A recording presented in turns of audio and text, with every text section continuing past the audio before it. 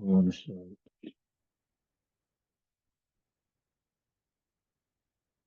صلى الله وسلم وبارك على محمد وعلى آله وصحبه ومن تبعهم بإحسان إلى يوم الدين. أما بعد. Jadi kita akan lanjutkan insyaallah ta'ala membahas kitab fiqih Asmaul Husna yang ditulis oleh Syekh Razzaq bin Abdul Muhsin Al-Badr hafizahullah. Kita akan lanjutkan insyaallah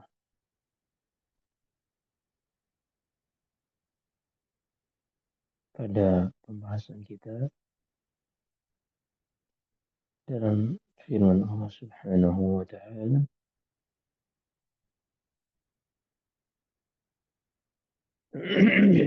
Al-Latif Al-Khabir.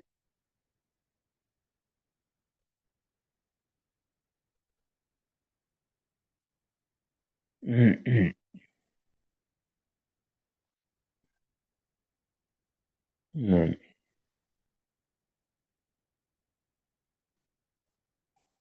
Allah Subhanahu wa taala memiliki nama Al-Latif Al-Khabir.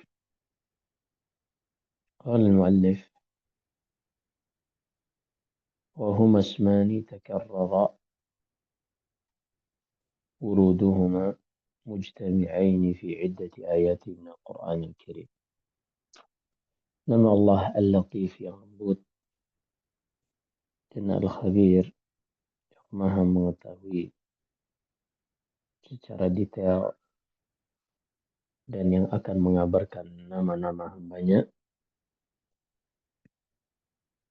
Kedua nama ini disebutkan di dalam Al-Quran beberapa tempat secara bersamaan.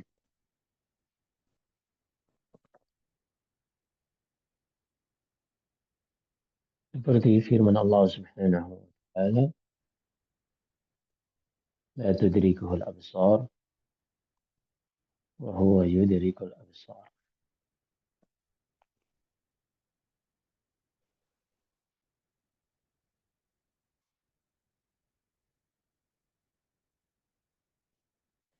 Allah Subhanahu wa taala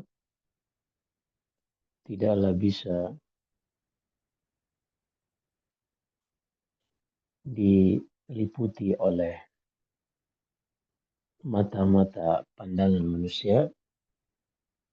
Sebaliknya, dialah yang meliputi mata-mata pandangan manusia, dan dia yang maha lembut dan maha mengetahui segala sesuatu.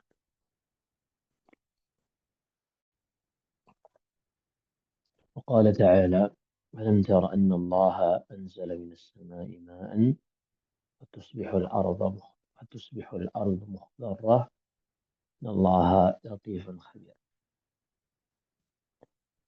Tidakkah kalian perhatikan bahwasanya Allah menurunkan dari langit hujan sehingga tanah menjadi hijau?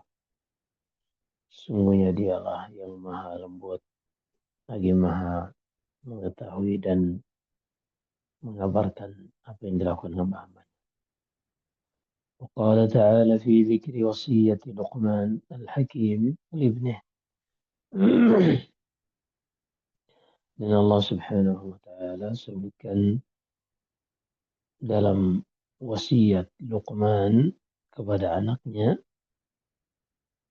ya bunayya, wahai anakku, sesungguhnya tidaklah ada sesuatu yang beratnya seberat biji sawi kemudian berada di dalam batu atau berada di luar angkasa, di langit atau di bumi, melainkan Allah Subhanahu wa taala akan mendatangkannya Allah Subhanahu wa taala mengetahuinya.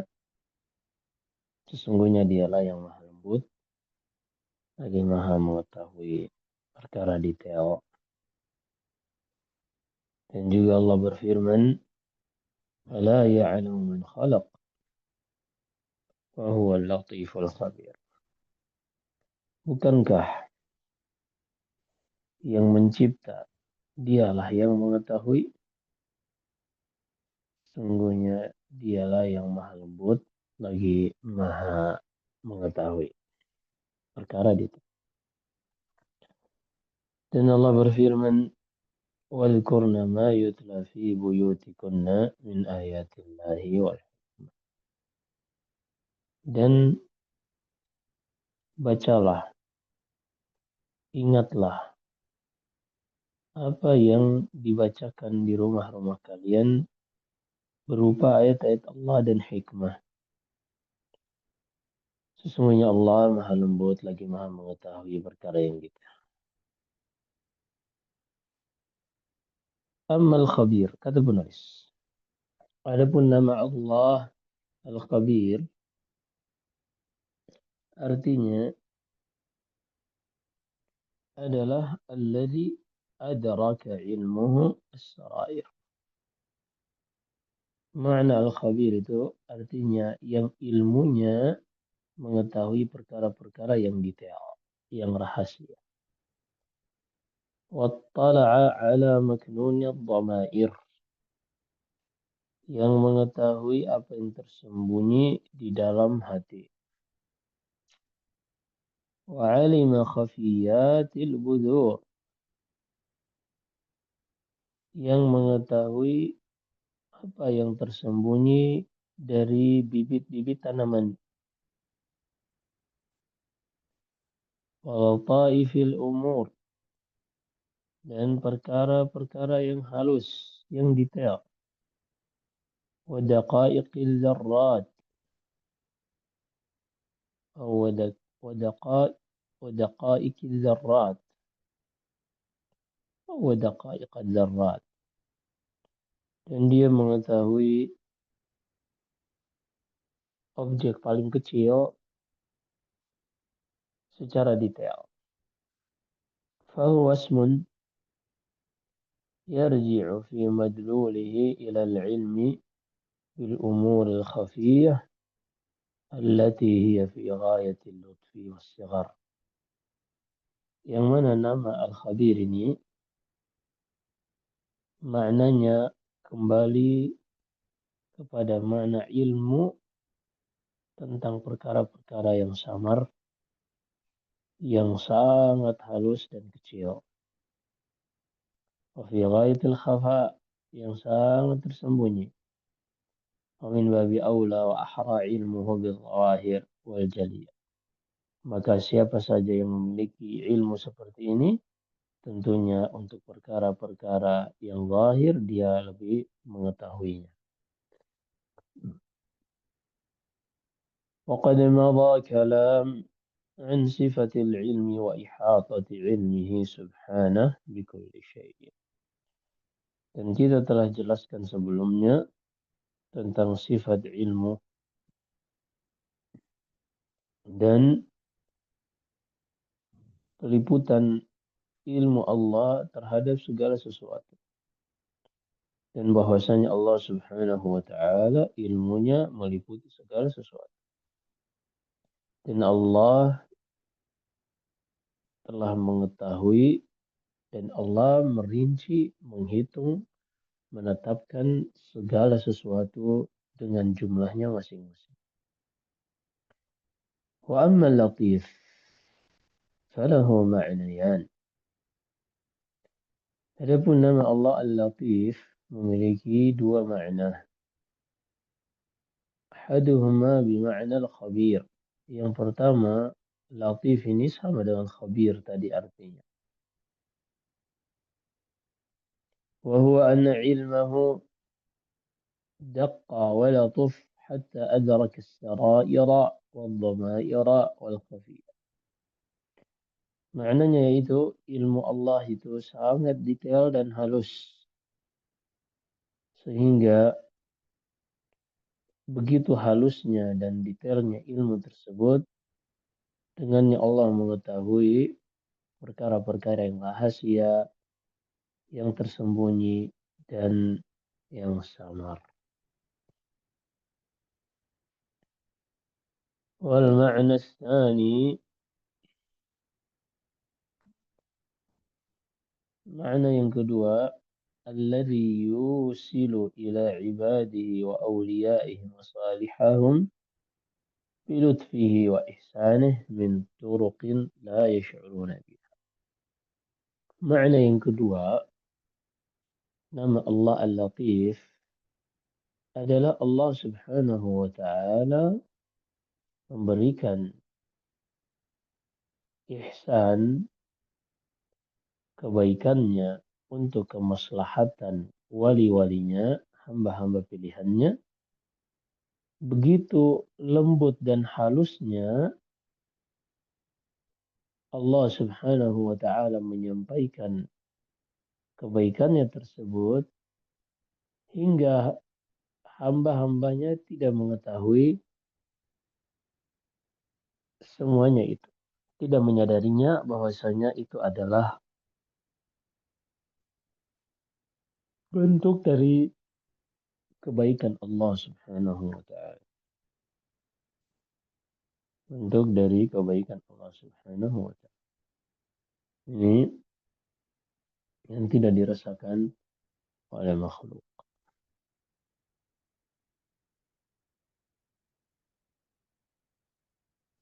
Baik.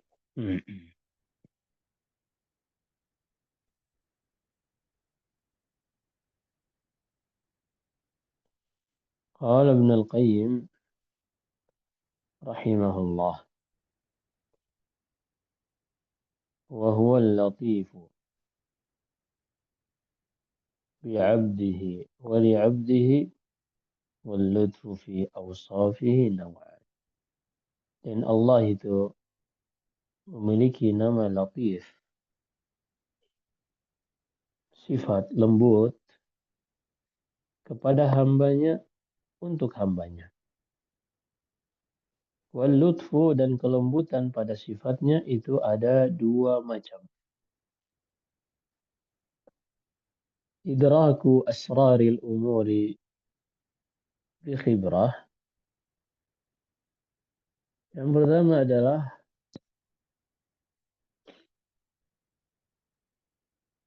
yang meliputi rahasia-rahasia seluruh perkara dengan khibrah, dengan ilmu yang detail. Wal lutfu inda waqa'il ihsani. Begitu juga kelembutan Allah di dalam memberikan kebaikannya kepada hamba-hambanya, begitu lembut dan halusnya hingga hamba-hambanya tidak merasakannya.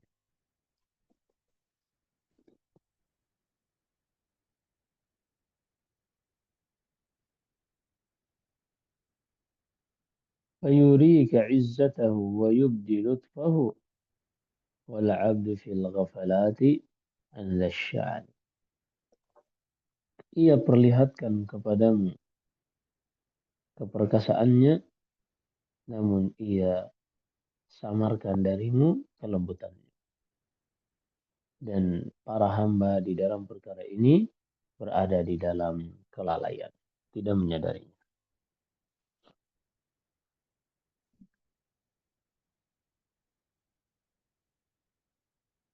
فلطف الله بعبده هو من الرحمة بل رحمة خاصة. Kelembutan Allah kepada hamba-hambanya ini adalah bagian dari rahmatnya.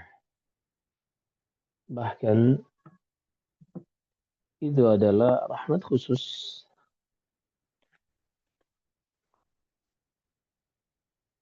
Ay tawallahu wilayatan khassah wa la tafalah.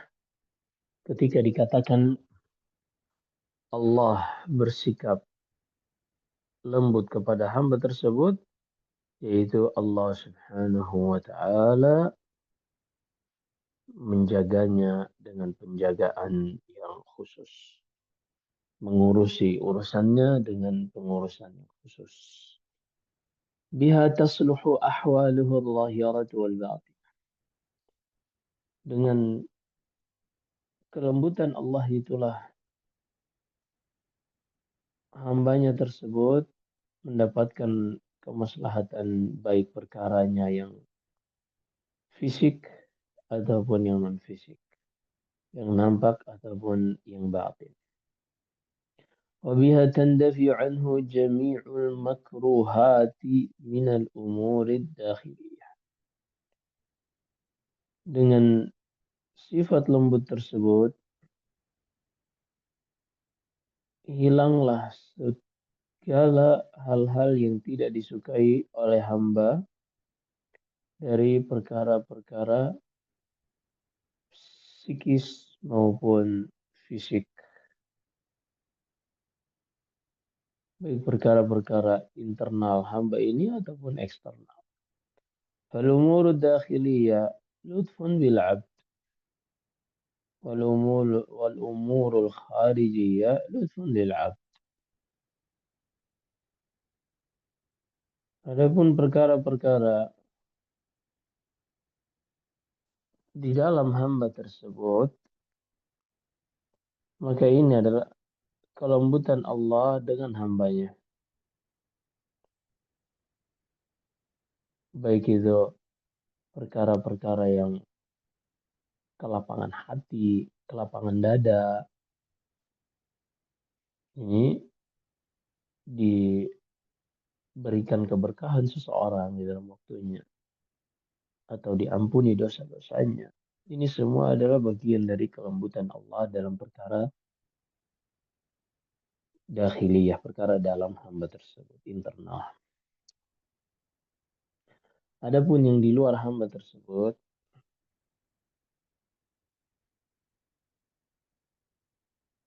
Allah Subhanahu wa Ta'ala memudahkan baginya. فَإِذَا يَسَّرَ اللَّهُ أُمُورَ عَبْدِهِ وَسَهَّلَ لَهُ طُرُقَ الْخَيْرِ وَأَعَانَهُ عَلَيْهِ فَقَدْ لَقَ.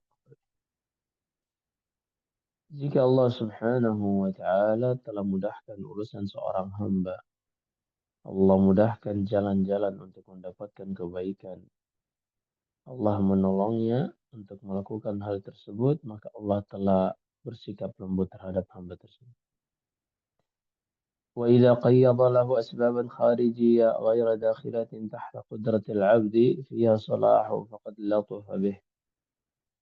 Dan jika Allah mudahkan pula untuknya sebab-sebab dari luar yang tidak disanggupi oleh hamba tersebut, dan hal itu merupakan perkara kemaslahatan sang hamba, maka Allah telah bersikap lembut terhadap hamba tersebut. ولهذا في قصة يوسف عليه السلام حيث قدر الله أمورا كثيرة خارجية عادت عاقبته الحميدة إلى يوسف وأبيه وكانت في مبادئها مكروهة للنفوس ولكن صارت عواقبها أحمد العواقب. Sehingga kita lihat pada kisah Nabi Yusuf alaihissalam, ketika Allah takdirkan untuknya perkara yang banyak di luar kemampuannya, semuanya berdampak menjadi kebaikan bagi Nabi Yusuf dan ayahnya. Padahal di awal-awal hal itu dianggap oleh manusia perkara yang tidak disenangi. Akan tetapi akibat dari semuanya itu adalah hasil yang terbaik. Fawaiduha ajallal fawaid. Begitu juga manfaatnya adalah sebaik-baik manfaat. Sehingga Nabi Yusuf alaihissalam mengatakan, Inna Rabbi latiful lima yasha. Nabi Yusuf mengatakan, sesungguhnya Rabbku maha lembut terhadap apa yang ia kehendaki. Ay inna hadhihi al-ashya allati hasalat lutfun latafahu Allahu lah fa'tarafa bihadhihi ni'mah. Maksudnya, sesungguhnya hal-hal yang Allah berikan bagi Nabi Yusuf sebagai jalan yang telah ia lewati, ini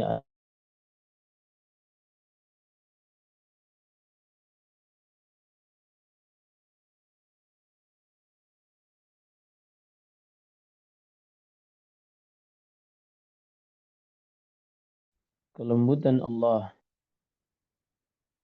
kepada hamba-hambanya ini babnya sangat luas. Penjelasannya sangat panjang. Wa yatafaddalu Allahu bima syaa minhu ala man yasha.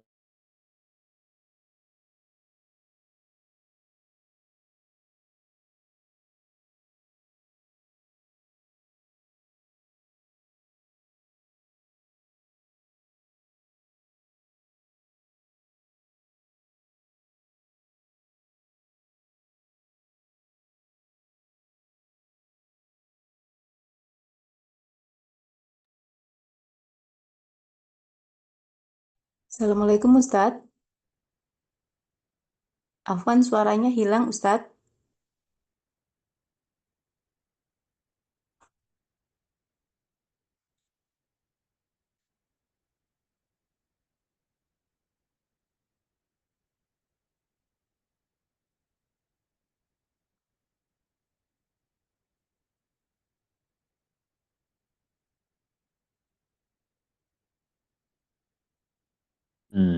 Afwan terputus.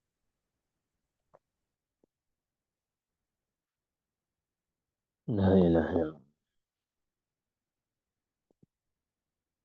Nah, kita lanjutkan dikit insyaallah. Subhanallah.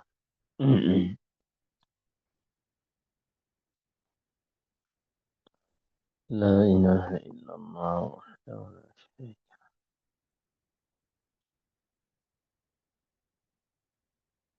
Nah, tadi kita sampai di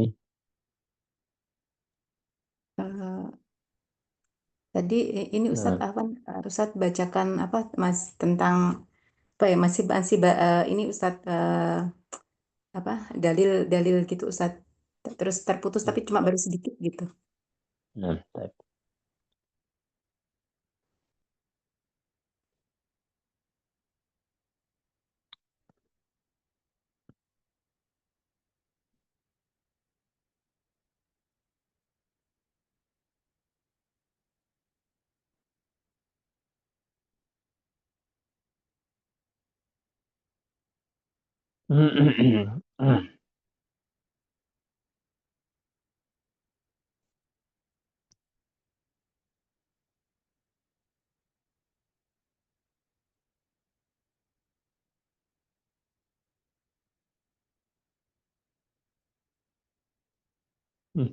Ini di mana tadi?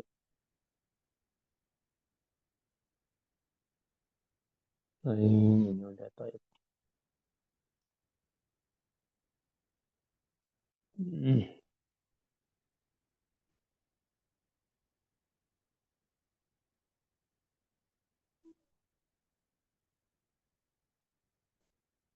Nah, ya.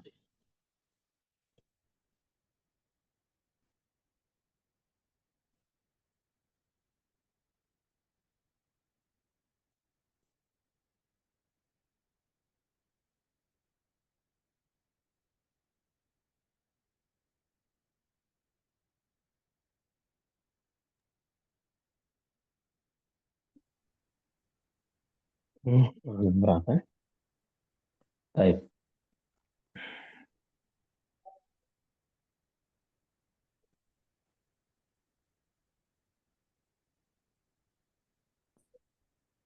Tadi terakhir tentang penjelasan Allah Maha Lembut itu sangat luas gitu Ustadz. Nah, mana lagi nyari halaman PDF-nya, subhanallah. Ya, nah Ustadz. Ini kayaknya udah. Al-Hafidh udah sepertinya. Salam belum. La ilaha illallah.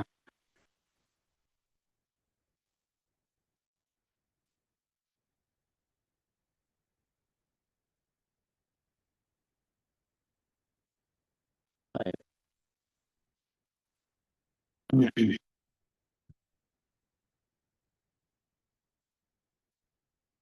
Sebentar, Anda lihat dulu di halaman yang lain. Al-Latif itu adalah halaman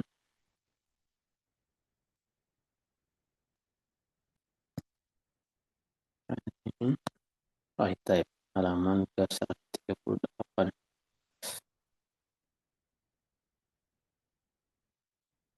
Iya. Nah, baik, kata penulis rahimahullah, wa lutfuhu bi'abdihi babun wasi', dan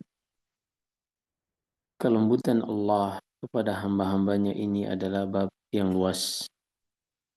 Wa yatafaddalu Allah bima syaa minhu ala man yasha'u min ibadihi. Allah Subhanahu wa taala berikan karunia ini pada siapa yang ia kehendaki dari hamba-hambanya sesuai kehendaknya. Mimman ya'lamuhu mahallan lidzalika wa ahlan la. Yang Allah ketahui di dalam ilmunya bahwasanya hamba tersebut pada dirinya terdapat tempat yang layak untuk Allah berikan hidayah tersebut. Wal fadl biyadillahi yu'tihi man yasha. Dan anugerah itu semata-mata mutlak milik Allah yang ia berikan kepada siapa yang ia kehendaki. Wallahu dzul fadlil azim. Dan dialah yang memiliki karunia yang besar. Wa min lutfi bi'ibadihi al-mu'minin annahu yatawallahum bilutfihi fayukhrijuhum minadh dhulumati ila an-nur. Di antara bentuk kelembutan Allah kepada hamba-hambanya yang beriman adalah Allah menjaga mereka dengan kelembutannya sehingga mengeluarkan mereka dari gelapnya kesyirikan, gelapnya kekufuran kepada terangnya cahaya Islam. Min zulumatil jahal wal kufur wal bid'ah wal ma'asi ila nuril ilmi wal iman wal ta'ah. Allah mengeluarkan mereka dari gelapnya kejahilan, kekufuran dan bid'ah serta maksiat kepada cahaya ilmu, keimanan dan ketaatan.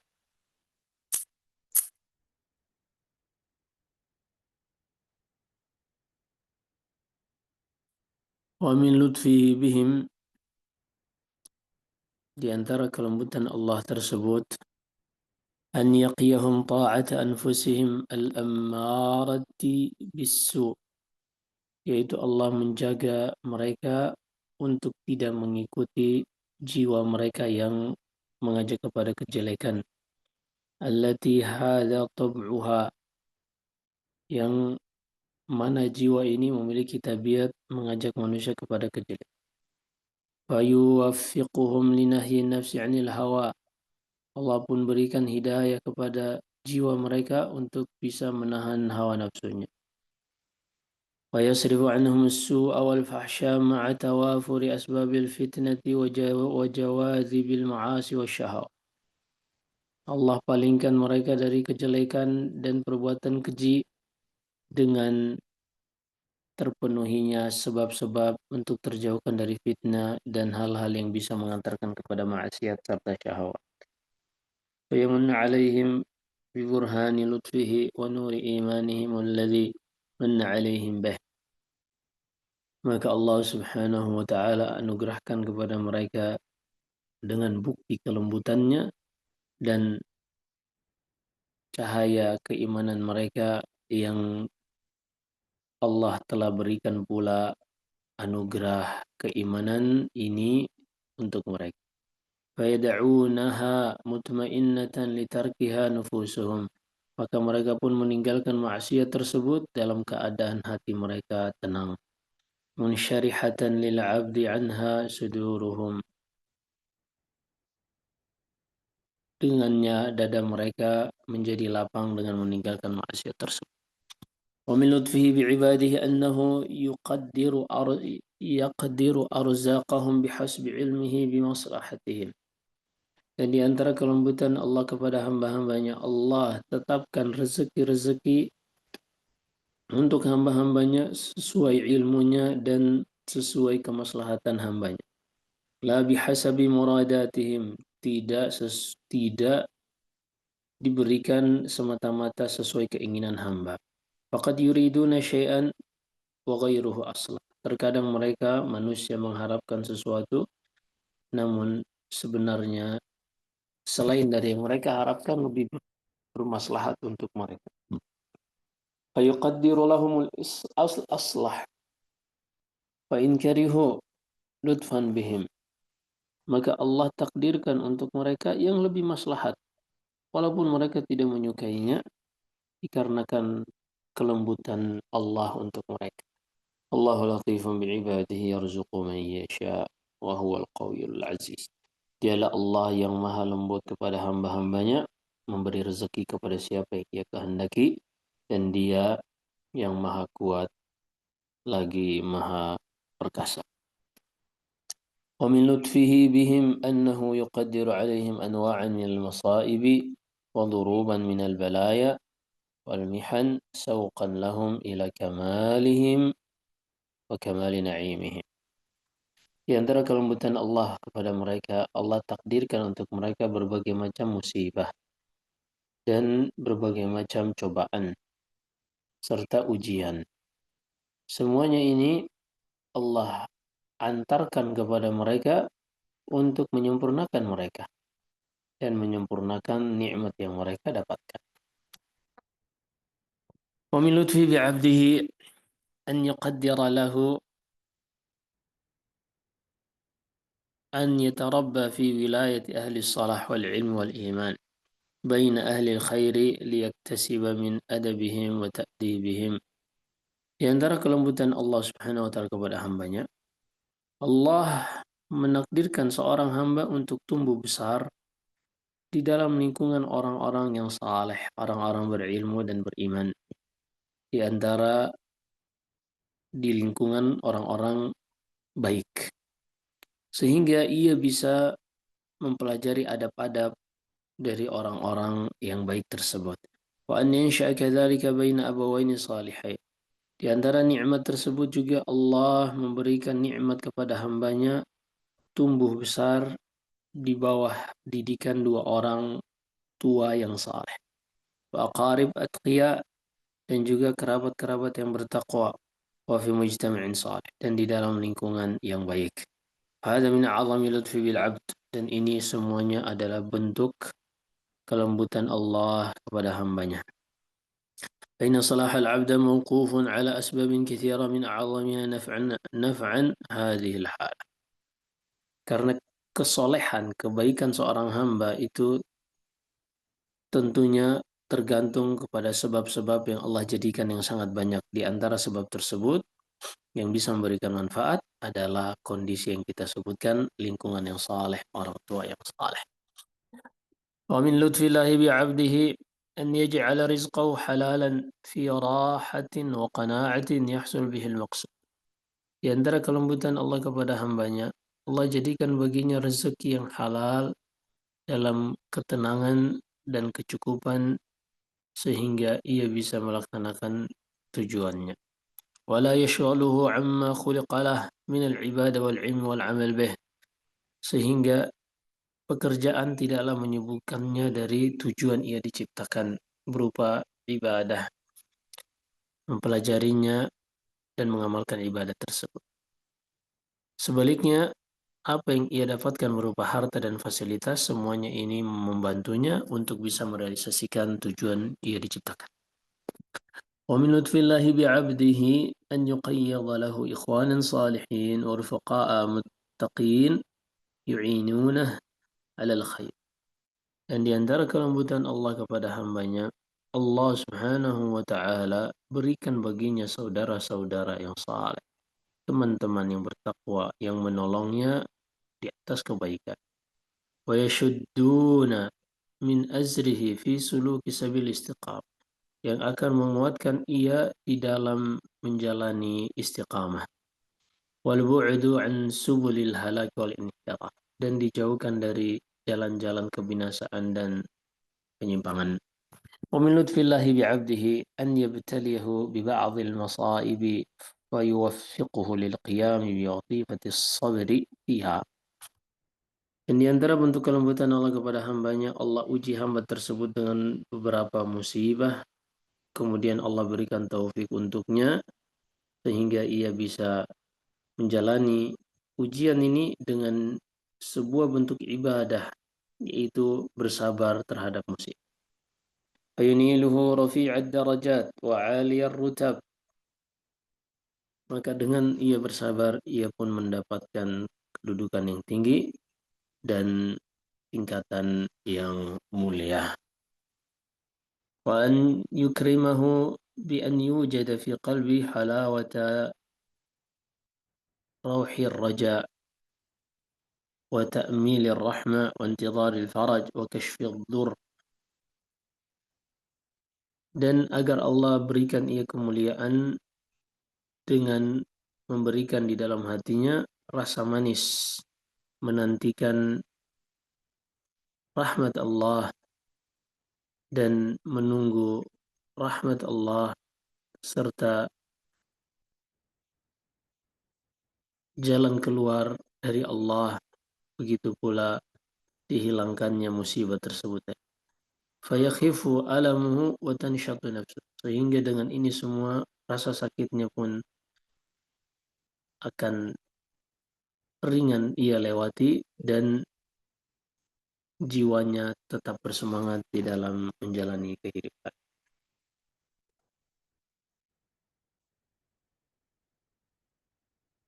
Qala Ibnu Al-Qayyim rahimahullah. Berkata Ibnu Al-Qayyim, fa inna intidharahu wa mutala'atu wa taraqqubahu yukhaffifu hamlal masyaqqah. Ketika seorang menantikan rahmat Allah dan jalan keluar dari Allah, ini semua akan meringankan beratnya ujian. ولا سيما عند قوة الرجاء أو القطع بالفرج فإنه يجد في حشو البلاء من روح الفرج ونسيمه وراحته ما هو من خفي الألطاف وما هو فرج المعجل وبه وبغيره يفهم معنى اسمه اللطيف. Kata beliau, kata Ibnu Qayyim, khususnya ketika harapan seseorang itu sangat kuat di dalam menantikan rahmat Allah dalam musibah. Dan dia sudah benar-benar yakin sebentar lagi jalan keluar itu akan datang. Maka pada kondisi seperti ini, walaupun musibah itu masih ada, ia sudah merasakan aroma jalan keluar. Dia sudah merasakan angin ketenangan. Yang mana semua ini sangat halus, yang bisa dirasakan, bahkan ini terkadang dikatakan sebagai jalan keluar yang disegerakan. Maka dengan yang seperti ini, dengan kondisi-kondisi seperti ini, kita bisa memahami makna nama Allah Al-Latif, yang lembut. Bahkan sebelum datangnya jalan keluar, nama Allah Al-Latif ini kita sudah bisa rasakan. وكم هو نافع للعبد أن يعرف معنى هذا الاسم العظيم ودلالته. Maka sungguh sangat banyak manfaat bagi seorang hamba ketika ia mengetahui makna dari nama yang sangat agung ini dan juga makna yang ditunjukkan oleh nama ini. وأن يجاهد نفسه على تحقيق الإيمان به والقيام بما يقتضيه من عبودية الله. Dan hendaknya seorang berusaha mengondisikan dirinya untuk benar-benar bisa merealisasikan keimanan kepada Allah dengan nama ini dan melaksanakan konsekuensi beribadah kepada Allah dengan nama ini. فيمتلئ قلبه رجاء وطمعا في نيل فضل الله والظفر بنعمه وعطاياه.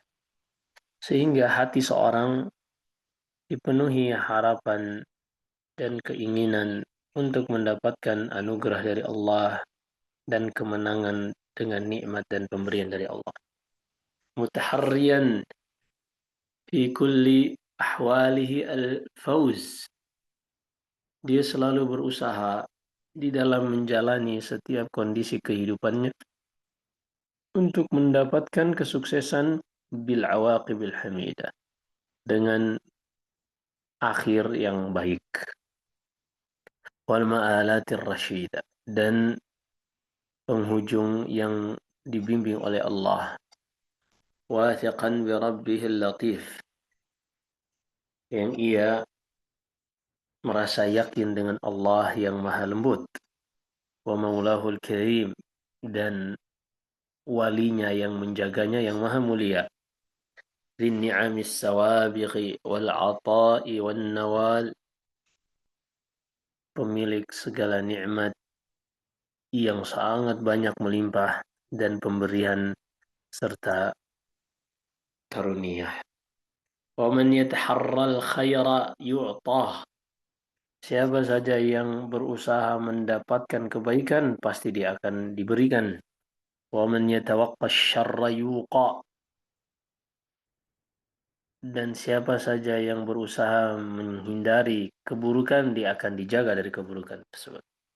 Wal fadlu biyadillahi wahda yu'tihi man yasha, dan karunia itu ada di tangan Allah, ia berikan kepada siapa yang ia kehendaki. Wallahu dzul fadlil azim, dialah Allah yang maha memiliki karunia yang sangat agung. Alhamdulillahi rabbil alamin. Nah, Ya, baik. Jazakumullah khair Ustadz untuk pemaparan materinya. Untuk teman-teman yang ingin bertanya berkenaan dengan materi, dipersilakan, atau mungkin di luar materi juga dipersilakan nanti jika masih ada waktu. Ya, tafadholi.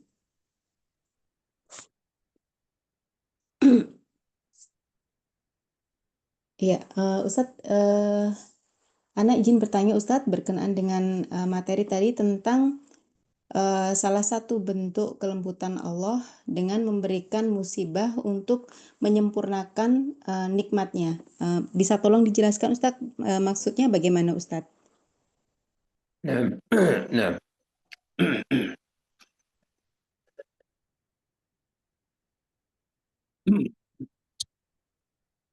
nah. Dahulu orang Arab mengatakan,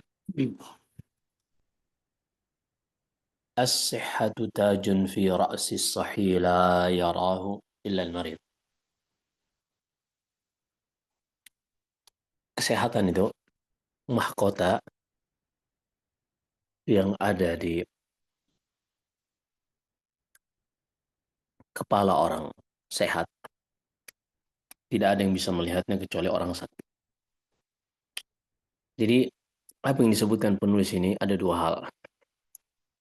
Pertama, nikmat itu ketika ada terus di kita dan tidak ada pembandingnya berupa lawan dari nikmat itu, maka kita tidak akan menyadarinya sebagai nikmat. Tapi ketika nikmat ini telah hilang, misalnya seorang sedang jatuh sakit, apalagi sakitnya parah, maka ketika dia sembuh dan mendapatkan kesehatannya kembali, maka dia akan menyadari bahwasanya itu adalah nikmat yang sempurna dari Allah Subhanahu wa taala.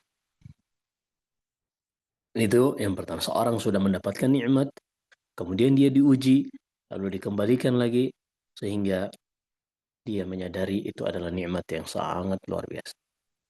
Kemudian terkadang juga yang kedua, seorang itu belum diberi nikmat ini, diuji oleh Allah bertahun-tahun hingga ketika Allah mengetahui kesabarannya, Allah ingin menyempurnakan nikmatnya kepada hamba yang telah diuji ini, maka Allah berikan seperti yang terjadi pada Ibrahim alaihissalam setelah usianya 80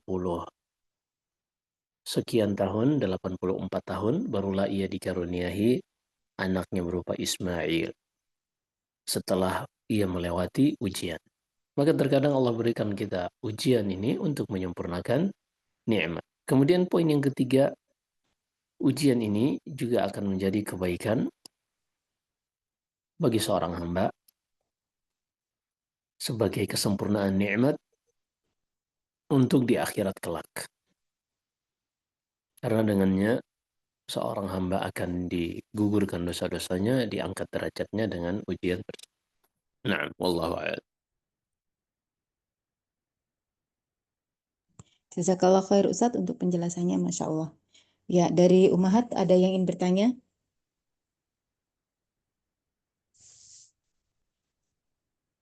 Baik, ya Ustadz, ini ada pertanyaan. Saya izin membacakan. Bismillah, Assalamualaikum warahmatullahi wabarakatuh. Assalamualaikum Ustadz. Afwan izin bertanya tentang kelembutan Allah. Apakah kelembutan Allah ini bisa kita asumsikan sebagai hukuman? Misalkan Allah ketika menghukum seorang hamba, misalkan dengan dikeraskan hatinya, tetapi hamba tersebut tidak merasa. Apakah itu masuk ke dalam kelembutan Allah ya, Ustadz? Jadi seorang hamba tidak merasa bahwa dia sebenarnya telah dihukum, Ustadz. Demikian Ustadz, jazakumullah khair. Nah, segala makna yang mengarah kepada kehalusan dan kelembutan Allah yang tadi disebutkan, bahwasanya begitu lembutnya Allah hingga kebaikan dan nikmat yang diberikan kepada hambanya, hambanya tidak menyadarinya. Begitu juga al-istidraj, nasallallahu alaihi. Seorang tangguhkan di dalam maksiat yang ia lakukan hingga ia terus tenggelam, tenggelam, dan tenggelam. Ini di antara kelembutan Allah Subhanahu wa Ta'ala. Hanya saja ketika dia dikatakan latif, ini maknanya lebih kepada makna positif. Latafa bihi, orang Arab mengatakan latafa bihi, ia berlemah lembut dengannya, artinya dia melakukan kebaikan untuknya. Ini secara bahasa. Sehingga kata-kata latif ini lebih ke makna positif. Adapun Allah Subhanahu wa Ta'ala memberikan penangguhan kepada hambanya sehingga tidak disadari oleh hamba tersebut, benar demikian realitanya. Allah sebutkan di dalam surat Al-A'raf, sanastadrijuhum min haitsu la ya'lamun. Kami akan berikan penangguhan kepada mereka hingga mereka dari sisi yang mereka tidak menyadarinya. Dan Nabi sallallahu alaihi wasallam bersabda, "Innallaha la yumli lidh-dhalim hatta idza akhadhahu lam yuflit." Allah itu akan berikan penangguhan kepada orang yang zalim hingga ketika Allah akan mengazab orang tersebut, maka Allah tidak akan melepaskannya sama sekali. Maka betul Allah itu terkadang memberikan penangguhan atau kelalaian kepada hamba yang tidak ia sadari, namun sepertinya bukan konsekuensi dari makna latif secara nama Allah Subhanahu wa Ta'ala, walaupun sifat Allah seperti al-mumli lil-zalim yang memberikan penangguhan kepada orang zalim, mengisyaratkan kepada makna penangguhan di dalam maksiat. Hanya saja di dalam makna latif ini lebih kepada arah yang positif. Demikian Allah. Ya, baik. Jazakallah khair Ustadz. Baik, sebentar. Oh ya, ini ada pertanyaan yang masuk di Zoom. Anak izin bacakan Ustadz. Assalamualaikum warahmatullahi wabarakatuh. Semoga Ustadz dan keluarga selalu diberikan kesehatan. Izin bertanya di luar tema Ustadz. Kalau ada orang non-muslim yang punya anjing mau mengontrak rumah muslim, apa boleh diizinkan Ustadz? Kalau tidak boleh, bagaimana cara menolaknya? Jazakumullah khair. Nah, pertama memang para ulama berbeda pendapat tentang najasatul kalb, tentang najisnya anjing ini. Al-Hanabilah mereka memandang kenajisannya adalah pada lu'ab, pada air liurnya. Dan demikian yang ditunjukkan oleh hadis-hadis Nabi sallallahu alaihi wasallam seperti di dalam hadis Abu Hurairah di dalam Sahih Bukhari dan Sahih Muslim, "Idza walagha al-kalbu fi ina'i ahadikum فليغسله سبعا. Jika ada anjing yang minum dari bejana kalian, maka hendaklah dia mencucinya sebanyak 7 kali, salah satunya dengan uh, tanah. Yang pertama dengan tanah, kemudian ditutup dengan air tentunya.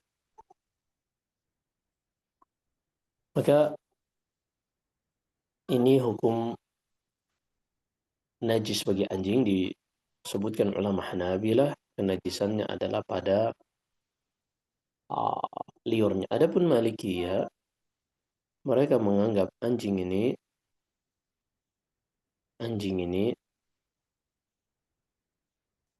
tidak najis pada liurnya. Adapun penajisannya hanya ta'abbudi, artinya ketika anjing ini minum di situ maka dicuci sesuai perintah Nabi SAW. Illah pencuciannya adalah semata-mata perintah. Maka dengan melihat apa yang ditanyakan, perlu diketahui bahwasannya dengan seorang non-muslim itu memiliki anjing, atau mungkin muslim memiliki anjing karena dia bekerja sebagai pemburu misalnya, karena dia bekerja sebagai petani yang pertaniannya luas atau peternak yang butuh bantuan anjing, maka kita harus tahu hukum asalnya adalah kepemilikannya terhadap anjing tidak menghalangi kita untuk tetap bisa bermuamalah, jual beli, atau hanya adalah sewa menyewa. Ini selama tentunya tidak mengganggu tetangga-tetangga yang lain yang merasa tidak nyaman tentunya. Maka hukum asalnya sah-sah saja, muslim ataupun non-muslim. Karena yang bisa memelihara anjing itu bukan cuma non-muslim saja. Muslim boleh memelihara anjing, sehingga ketika kita mengetahui ini, tidak ada hal-hal yang menjadikan kita tidak bisa menyewakan tempat kepada muslim atau non-muslim hanya karena memiliki anjing. Ini selama tentunya kalau kita meyakini anjing itu najisnya pada liurnya, maka dengan dibuatkan syarat agar anjing ini dijaga, tidak dibiarkan mengganggu di rumah-rumah kaum muslimin. Demikian Allah. Baik, semoga yang bertanya bisa memahami. Baik, pertanyaan selanjutnya Ustadz. Ya, Bismillah. Assalamualaikum warahmatullahi wabarakatuh. Izin bertanya Ustadz, ibu mertua saya itu tour leader antara jamaah umroh dari dari Makassar ke Mekah. Qadarullah tahun ini beliau sedang sakit sehingga tidak bisa mengantar lagi jamaahnya, sehingga dia menyuruh anak laki-lakinya, yaitu suami saya, untuk menggantikannya. Afwan Ustadz, apa yang harus saya lakukan? Apakah saya harus mengizinkan suami saya untuk pergi, sedangkan kerjaannya juga banyak? Jika ia tinggalkan pekerjaan tersebut, takut semuanya akan terbengkalai, Ustadz. Begitu Ustadz, mohon nasihatnya. Jazakumullah khair. Sepertinya mungkin pertanyaannya apakah wajib untuk menjalankan perintah mertua, mungkin seperti itu ya. Iya Ustadz. Iya, tidak ada kewajiban bagi suami istri ini untuk menjalankan perintah ibu atau mertuanya pada perkara-perkara yang bukan kewajiban pula. Karena pekerjaan tersebut di luar yang seorang itu harus taat kepada uh, mertuanya ini. Apalagi ia seorang suami, tidak ada kewajiban taat kepada mertua. Tidak ada kewajiban untuk taat kepada mertua. Ustadz Afwan, direvisi maksudnya ini ibunya itu ibunya si suaminya ini Ustadz. Jadi si perempuannya itu menantunya begitu. Nah, ada perkara seperti ini juga kalau memang di luar dari uh, apa yang dijalankan oleh sang anak, kalau dia melakukannya itu kebaikan. Tapi kalau dia tidak melakukannya dikarenakan dia memiliki tugas yang wajib yang harus ia laksanakan, misalnya sang suami ini. Jadi ini kita harus pahami dulu konsepnya dalam pertanyaan ini. Kalau memang suami itu memiliki akad sebagai pegawai misalnya yang waktunya telah dibeli dan tidak mendapatkan izin di kantornya untuk menjadi tour leader, maka dia tidak boleh. Karena apa yang diperintahkan ibunya ini tidak, ini adalah perkara yang dadakan, sementara dia sudah ada kewajiban yang harus ia laksanakan dengan kantornya misalnya. Makanya saya nggak tahu seperti apa laki-laki tersebut. Apakah ini ada dua kemaslahatan yang bertemu, yaitu dia harus menunaikan pekerjaannya yang dia wajib untuk tunaikan, dengan dia harus melaksanakan permintaan ibunya. Dan kita harus pahami di sini permintaan ibunya ini di luar perkara yang wajib ditunaikan anak. Karena yang wajib ditunaikan anak itu ketika dia sudah berkeluarga atau dia sudah dewasa dari orang tuanya adalah perkara-perkara seperti misalnya ketika ibunya tidak sanggup lagi untuk menafkahi dirinya, maka anak ini wajib. Walaupun orang tuanya mengatur di luar hal seperti itu, maka ini dilihat pada kondisinya, tidak mutlak secara wajib. Tidak wajib secara mutlak. Maka kalau memang ada kewajiban yang lain yang berkaitan dengan suaminya ini, yang tidak bisa ia tinggalkan, maka dia tidak tinggalkan. Kecuali kalau seandainya dia bisa, tidak ada larangan-larangan lain, mungkin pekerjaannya bisa ditunda karena sebuah proyek, dia bukan pegawai yang dibeli waktunya, maka sebaiknya dia kerjakan apa yang diminta oleh ibunya. Nah, ini saya nggak tahu seperti apa detailnya. Kembalikan masing-masing mengetahui kondisinya. Intinya seperti yang kita sebutkan tadi, bahwasanya tidak semua yang diminta oleh ibu itu menjadi wajib. Allahu a'lam.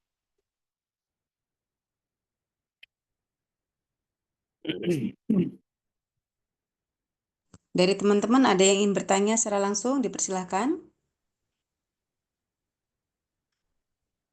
Ya, baik ini pertanyaan terakhir Ustadz.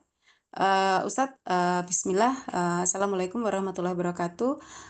Ustadz mohon dijelaskan bagaimana hukumnya ketika kita menggunakan gas LPG yang mendapatkan bantuan apa sih? Ya, yang 5 kilo tapi sebenarnya dalam ekonomi kita mampu membeli, maksudnya dalam sebentar. Oh, maksudnya sebenarnya kita mampu dan kita tidak tergolong orang yang mendapatkan subsidi. Tapi kita membeli itu bukan karena kita ingin, tapi karena kondisi Ustadz, karena suami tidak ada. Jadi untuk membeli yang besar itu agak susah dan memang yang besar itu juga agak susah dicari. Akhirnya kita menggunakan yang subsidi. Bagaimana hukumnya Ustadz? Jazakumullah khair. Nah, iya, hidup ini dibangun di atas maslahat dan mafsadat. Hukum asalnya dia tidak menggunakan kecuali sesuai peruntukannya.